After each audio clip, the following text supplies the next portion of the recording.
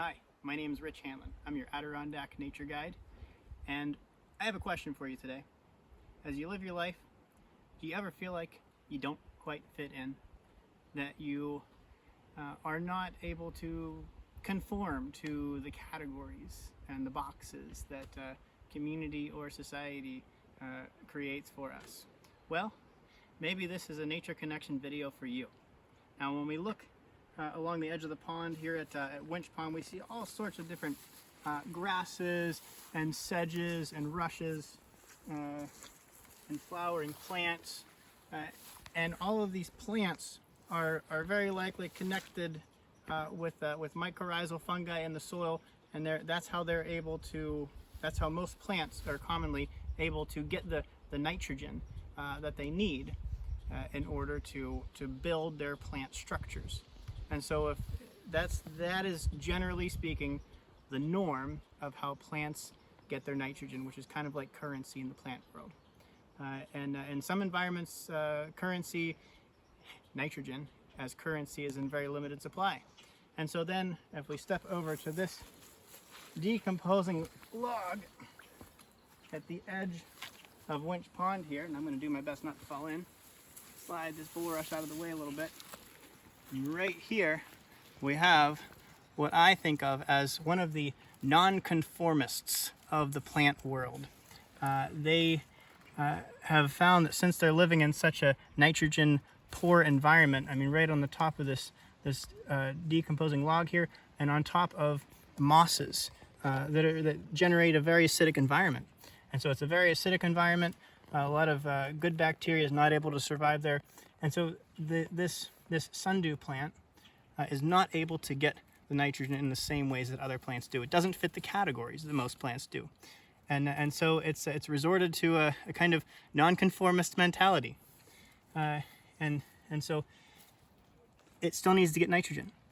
And so it's become a carnivorous plant.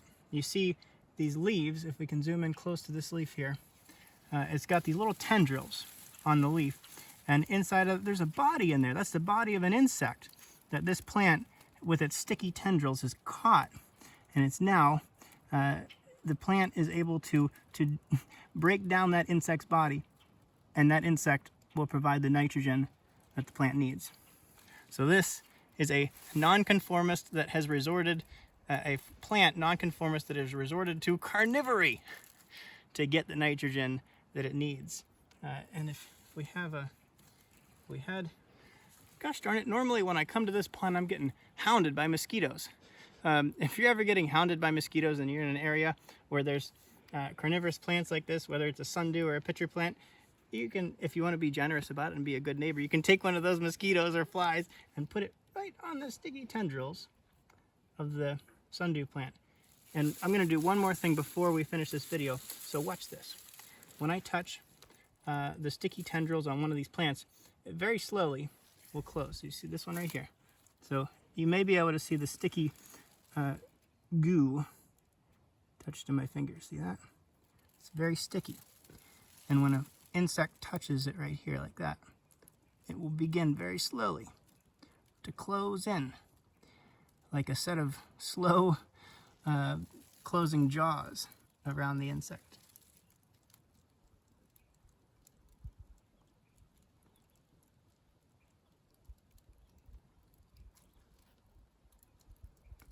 It's starting to close. It happens very slowly, so slowly that you almost can't even notice it.